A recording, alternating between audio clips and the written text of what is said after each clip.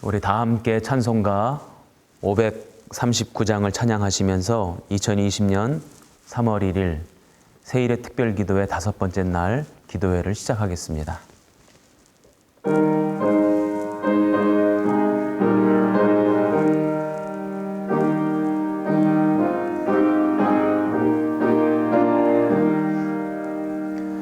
너 예수께 조용히 나가 내 모든 짐 내려놓고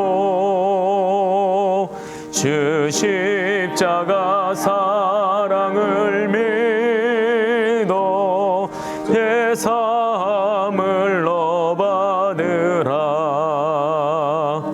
주 예수께 조용히 나가 내 마음을 쏟아놓으라. 늘은 미리 보시는 주님 그 은혜를 베푸시리. 주 예수의 은혜를 입어 내 슬픔이 없어지리. 내 이웃을 늘 사랑하여 너 받은 것 거저주라. 주 예수께 조용히 나가 내 마음을 쏟아놓으라. 늘은 미리 보시는 주님 그 은혜를 베푸시리. 주 예수를 친구로 삼아 늘 내 옆에 모시어라. 그 영원한 생명 샘물에 내 마른 목 죽이어라. 주 예수께 조용히 나가 내 마음을 쏟아놓으라. 늘은 미리 보시는 주님 그 은혜를 베푸시리. 너 주님과 사귀어 살면 새 생명이 넘치리라. 주 예수를 찾느니 앞에 참 밝은 빛 비추어라. 주 예수께 조용히 나가 내 마음을 쏟아놓으라. 늘은 미리 보시는 주님 그 은혜를 베푸시리. 우리 다 함께 공동 기도문으로 함께 합심하여 기도합니다. 세상의 모든 만물을 지으시고 다스리시는 하나님 아버지, 여호와의 구원하심이 물이 바다 덮음같이 모든 생명들 위에 충만하게 임하여 주옵소서. 온 세상을 뒤덮은 질병이 속히 흔적 없이 사라지게 하시고 더 이상 확산되지 않도록 주의 보혈로 덮어 주시옵소서.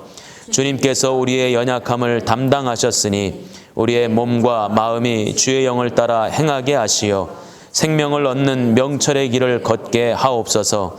무엇보다 세상의 거짓된 소식에 귀를 닫게 하시며 소망을 주시는 주의 말씀에 귀를 열게 하시고 모든 일에 기도와 간구로 주께 감사함으로 나아가게 하옵소서. 이를 위해 주님의 자녀들이 주님의 말씀으로 하나 되게 하시어 믿음으로 주님을 향하게 하시고 소망으로 주님만 바라게 하시며 사랑으로 연합하게 하소서. 이 마지막 때에 믿음으로 경주하는 대림의 온 성도들이 최종 주자가 되어 승리하게 하심을 믿으며 예수님의 이름으로 기도합니다. 아멘. 오늘 우리가 함께 볼 하나님의 말씀은 마가복음 1장 14절부터 15절까지의 말씀입니다. 마가복음 1장 14절부터 15절까지의 말씀. 우리 다 같이 한 목소리로 합독합니다. 하나님의 말씀을 받겠습니다. 요한이 잡힌 후 예수께서 갈릴리에 오셔서 하나님의 복음을 전파하여 이르시되 때가 찼고 하나님의 나라가 가까이 왔으니 회개하고 복음을 믿으라 하시더라. 아멘. 오늘도 온라인으로 각 가정에서 또 처해 있는 처소에서 함께 예배하고 기도하는 우리 모든 성도들을 주님의 이름으로 축복합니다. 오늘도 하나님께서 더 큰 은혜 부어주시고 또 평강의 하나님이 저와 여러분의 심령을 주장해 주시기를 주님의 이름으로 축원합니다. 어제는 어떤 연세가 많으신 권사님께서 저에게 문자를 하나 보내주셨어요. 집에서 새벽기도 예배를 컴퓨터 영상으로 틀어놓고 하고 있습니다. 은혜 많이 받고 있습니다. 하는 그런 영상을 보내주셨습니다. 제가 그 사진을 보고는 큰 은혜를 받았고 또 격려받았고 도전을 받았습니다. 자리가 중요한 것이 아닌 것 같아요. 어디에 있든지 간에 늘 주님의 말씀을 붙잡는 그 애씀과 또 늘 부르짖어 기도하겠다라고 하는 결단, 그것이 우리들의 믿음을 더욱 견고하게 하고 또 이 위기를 이기게 하고 또 마침내 승리하게 하실 줄로 믿습니다. 오늘도 기도하는 저와 여러분 가운데 우리 주님이 함께 하실 줄 믿습니다. 특별히 오늘은 거룩한 성일입니다. 주일입니다. 주일은 주님의 성전에 나와서 예배를 드리는 날입니다. 그러나 오늘 우리 성도들이 예배당에 나올 수 없죠. 온라인으로 예배를 드리게 될 텐데 바라기는 여러분의 가정을 성전 삼고 또 회당 삼고 더 큰 은혜와 성령의 능력을 경험하는 오늘 한날이 되기를 바랍니다. 오전 9시 반, 11시 반 두 번의 예배가 실시간으로 온라인을 통해서 영상이 송출됩니다. 그러면 우리 성도들도 각 가정에서 그 시간에 맞추어 함께 예배 드리시면 좋겠습니다. 또 온라인 기도에 참여하고 있음을 여러분들이 문자로 또 우리 카카오 채널 대림교회로 사진을 보내주시면 슬기로운 신앙생활이라고 해서 가정 예배를 잘 드리고 있는 그런 가정들에게는 교회에서 소정의 상품을 드리고자 합니다. 자, 오늘 말씀을 살펴보겠습니다. 오늘 성경에 보면 예수님께서 공생의 사역을 시작하실 때에 있었던 일을 설명하고 있습니다. 예수님께서 공생의 사역을 언제 시작하셨는가? 오늘 14절 말씀을 보면 요한이 잡힌 후에 갈릴리에 오셔서 드디어 복음을 전파하기 시작하셨다. 이렇게 기록하고 있습니다. 또 15절 말씀에 보면 예수님께서 때가 찼다. 이렇게 표현하고 있습니다. 즉 주님께서는 아무 때나 사역을 시작하신 것이 아니라 그 정해진 때가 있어서 그 때가 다 되었기 때문에 복음을 증거하시고 하나님의 나라를 선포하셨다는 것입니다. 우리가 인생을 살면서 이 때가 맞는 것이 참 중요한 것 같아요.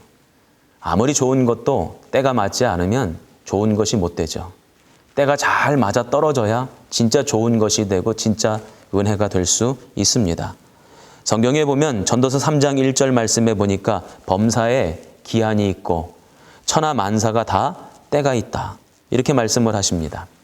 저는 사랑하는 우리 성도들의 인생 가운데 하나님께서 때에 맞춰서 은혜 베푸시고 때에 맞춰서 좋은 일 있게 하시고 때에 맞춰서 아름다운 역사가 나타나게 하실 줄로 믿습니다. 하나님은 어떤 분인가 봤더니 때를 따라 역사하시는 분이십니다. 누가복음 12장 42절 말씀을 보면 때를 따라서 양식을 주신대요. 오늘도 각 가정에서 예배를 드릴 때 우리 성도들의 심령에 때를 따라 오늘 필요한 은혜의 양식, 영의 양식을 허락해 주실 줄로 믿습니다. 또 히브리서 4장 16절 말씀을 보면 때를 따라 은혜를 베풀어 주신다라고 말씀하고 계십니다. 하나님은 어떤 분이신가? 때를 따라 은혜 베푸시고 때를 따라 도우시고 때를 따라 우리의 필요에 공급해 주시는 분이 우리 아버지 하나님이십니다. 그래서 우리가 받아야 될 은혜 가운데 하나가 때를 따라 우리 주님이 도우시고 때를 따라 베풀어 주시는 은혜를 우리가 받아야 될 텐데 그러면 어떻게 해야 될까? 히브리서 4장 16절 말씀에 보면 담대하게 은혜의 보좌 앞으로 나아가래요. 그래야지만 때를 따라 돕는 은혜를 얻을 수 있다는 것입니다. 그러니까 은혜의 보좌 앞에 담대히 나아가라는 것입니다. 그렇다면 이 은혜의 보좌라고 하는 것은 무엇일까? 우리가 예배드리는 자리, 우리가 기도하는 자리, 우리가 말씀을 듣는 자리, 바로 그런 자리가 은혜의 자리예요. 그 은혜의 자리에 담대히 나아가라는 말씀은 또 무슨 뜻일까요? 우리가 은혜의 자리에 나아가려고 하면 그것이 때로는 방해가 있고 어려움이 있고 문제가 있을 수 있다는 것이죠. 오늘도 우리 성도들이 얼마나 이 은혜의 보좌 앞에 달려나와 예배드리고 싶겠습니까?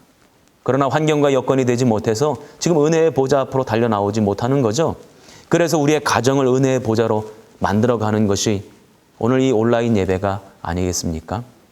그러니까 우리가 은혜의 보좌 앞으로 자꾸 달려나가려고 그 은혜의 보좌를 사모하는 마음이 생기면 생길수록 방해되는 요소도 분명히 있다는 것이죠.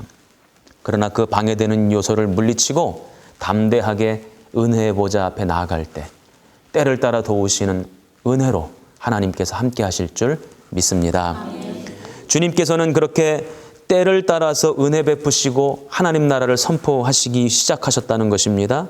그런데 주님이 제일 먼저 하시는 말씀이 하나님의 나라가 가까이 왔다는 것입니다.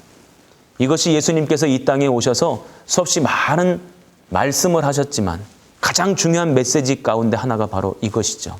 한번 따라해 보실까요? 하나님의 나라가 가까이 왔습니다. 그래서 주님께서는 회개하고 복음을 믿으라고 오늘 성경에서 말씀하고 계십니다. 하나님의 나라가 가까이 왔다는 거예요. 여러분 이 말씀을 조금 깊이 묵상해 보셨으면 좋겠어요. 우리는 일반적으로 예수 믿고 하나님 나라에 내가 간다고 생각을 합니다. 그렇게 생각들 안 하십니까? 하나님 나라에 내가 간다. 내가 이 땅의 삶을 마감하고 하나님 나라로 내가 갈 거다. 이렇게 소망하고 꿈꾸죠. 그런데 오늘 예수님께서 전하신 말씀은 내가 하나님 나라에 가는 것이 아니라 하나님 나라가 나에게로 가까이 왔다는 거예요. 그러니까 우리가 익히 알고 있는 말씀과 또 우리의 믿음의 내용과는 조금 다른 것처럼 보입니다. 그러나 이것은 틀린 말씀이 아니라 맞는 말씀이죠. 우리가 이 땅의 삶을 마감하고 하나님께서 허락하신 생명이 다하고 나면 우리가 하나님 나라 가는 것이 맞습니다. 그러면 우리가 하나님 나라 들어가기 전까지는 우리가 하나님의 나라를 경험할 수 없는가? 그렇지 않아요. 하나님의 법이 우리의 인생을 다스리고 하나님의 말씀이 우리의 가정을 다스리고 하나님의 뜻이 우리의 심령을 다스리면 우리의 심령도 하나님의 나라가 될 수 있는 거죠. 우리의 가정도 하나님의 나라가 될 수 있는 거죠. 그래서 우리는 하나님의 나라를 들어가야지만 하나님의 나라를 살아갈 수 있는 것이 아니라 이미 이 땅에서부터 우리가 하나님의 나라를 경험할 수 있고 살아갈 수 있다는 말씀입니다. 그래서 오늘 주님께서는 뭐라고 말씀하시는 거냐면 우리가 이 땅의 삶을 마감하고 하나님 나라 들어가는 것도 맞지만 그러나 우리가 주님의 뜻이 무엇인지 분별하고 그 뜻대로 살려고 애를 쓰고 노력하고 그래서 그 말씀 붙잡고 믿음 안에서 살아가면 그 하나님의 나라가 내 심령으로 다가오고 우리 가정으로 다가온다. 바로 그 말씀을 하고 계신 것입니다. 하나님의 법이 내 인생의 법이 되고 하나님 나라의 원리가 내 삶의 원리가 되고 또 이 땅을 살아가면서 회개하고 주님의 은혜 아래 머물면 하나님의 나라가 점점 나에게로 다가오는 거죠. 저는 우리 성도들의 인생 가운데 이런 은혜가 있었으면 좋겠습니다.